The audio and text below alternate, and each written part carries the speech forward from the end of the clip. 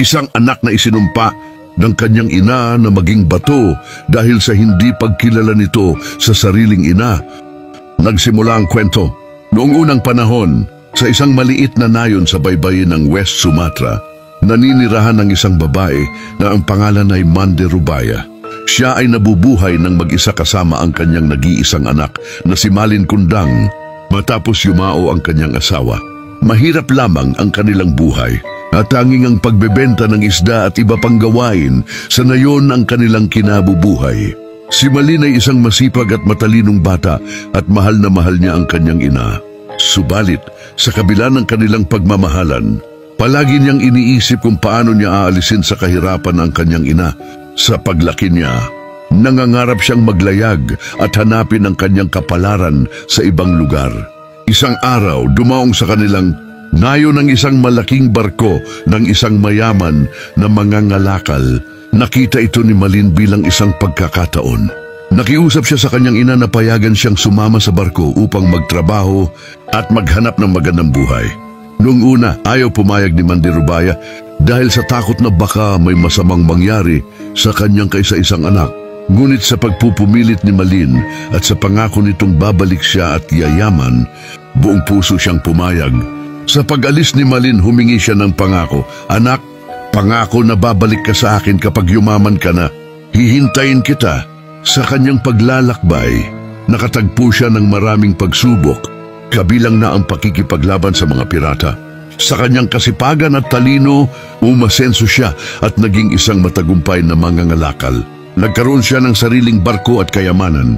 Sa huli, pinakasalan niya ang isang napakagandang babae na anak ng isang dugong bughaw. Sa tagal ng panahon, nakalimutan ni Malin ang kanyang pinagmulan at ang kanyang ina. Ang tanging nasa isip niya ay ang kanyang bagong yaman, asawa at karangalan. Pagkatapos ng maraming taon, bumalik si Malin Kundang sa kanyang nayon.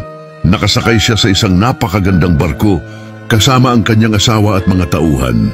Kumalat sa buong nayon ang balita tungkol sa pagdating ng isang napakayamang tao at marami ang lumabas para tingnan siya. Narinig ni Mande Rubaya ang balita at dali-dali siyang tumakbo patungo sa dalampasigan. Lumapit si Mande Rubaya sa kanyang anak at sinabing, "Malin, anak ko, bumalik ka na." Sigaw niya umiiyak sa tuwa. Ngunit si Malin, na nahihiya sa kanyang matanda at gusgusing ina sa harap ng kanyang magarang asawa at mga tauhan, ay itinulak siya palayo. "Sino ka?" tanong niya ng may pagmamataas. "Hindi ko ina ang isang pulubi na tulad mo." Nagulat at nasaktan si Mande Rubaya sa pagtanggi ni Malin. Hindi siya makapaniwala sa ginawa ng kanyang sariling anak. Muling nagmakaawa ang ina, ngunit patuloy na itinanggi at nilait ni Malin ang kanyang ina. Sa matinding kalungkutan at sakit, tinaas ni Mande Rubaya ang kanyang mga kamay sa langit at nanalangin, "Panginoon, kung siya ang aking anak, isumpa mo siya at gawin siyang bato bilang parusa sa kanyang pagiging walang utang na loob." Pagkatapos niyang bigkasin ang mga salitang iyon, biglang dumilim ang kalangitan. Malakas na hangin at ulan ang bumuhos at biglang nagkaroon ng napakalaking alon na tumama sa barko ni Malin. Sa gitna ng malakas na bagyo, unti-unting naging bato ang katawan ni Malin. Ang kanyang barko at mga ari-arian ay nagkawasak-wasak din at naging bato. Hanggang ngayon, makikita pa rin sa Hermanes Beach sa Padang, West Sumatra, ang isang bato na may hugis ng isang tao na nakayuko na sinasabing labi ni Malin Kundang.